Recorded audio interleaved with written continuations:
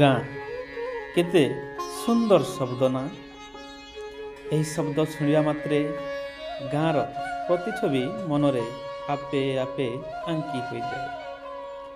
ସେଇ ସକାଳୁଆ କୋଇଲିର ସ୍ୱର, ମିଠା ମିଠା ବାସ୍ନା ମନକୁ ଜିଣି ନିଏ ଆଉ କହେ, ବାସ୍ ଆଉ ଟିକେ ସମୟ ବିତନ୍ତା କି।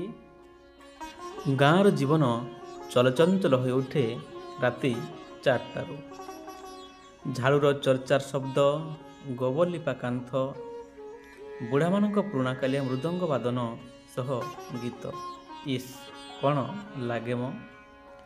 ଗାଁ ମନ୍ଦିରର ଠନ୍ ଠନ୍ ଘଣ୍ଟି ଶବ୍ଦ, ଢାଏଁ ଢାଏଁ ଘଣ୍ଟ ଶବ୍ଦ, ତା ସହ ଗାଁ ପୂଜକର ମନ୍ତ୍ର ମୁଗ୍ଧ କରିଦିଏ ମନକୁ। ମନ୍ଦିରରେ ଭଗବାନଙ୍କ ପାଇଁ ସେ ସହରୀ ବାବୁମାନଙ୍କ ପରି 6-9 ପ୍ରକାରର ଭୋଗ ଆଉ ଦୋକାନରୁ କିଣା ଫୁଲ ଲାଗେ ନାହିଁ।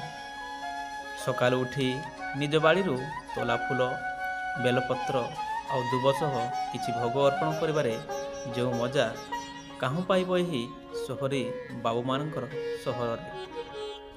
ପୁଣି ପ୍ରତି ଘର ସାମ୍ନାରେ ଥିବା ଚଉରା ମୂଲେ ଠିଆ ହୋଇ ସୂର୍ଯ୍ୟ ଦେବତାଙ୍କୁ ନତମସ୍ତକ କରି ଚଉରା ମୂଳରେ ପାଣି ଢାଳିବାରେ କେତେ ଶାନ୍ତି କହିଲେ ନ ସରେ।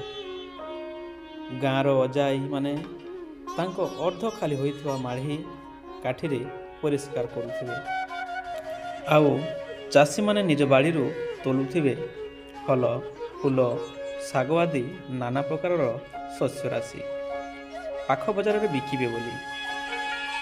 ଛୋଟ ଛୁଆମାନେ ଧାନ କି ଚାଉଳ ନେଇ କିଣି ଆଣିବେ ଗାଁ କେଉଟ ଘରର ମୁଢ଼ି। ଆଉ ହଁ, ଚା ତ କେବଳ ଜ୍ୱର ହେଲେ ପିଅନ୍ତି।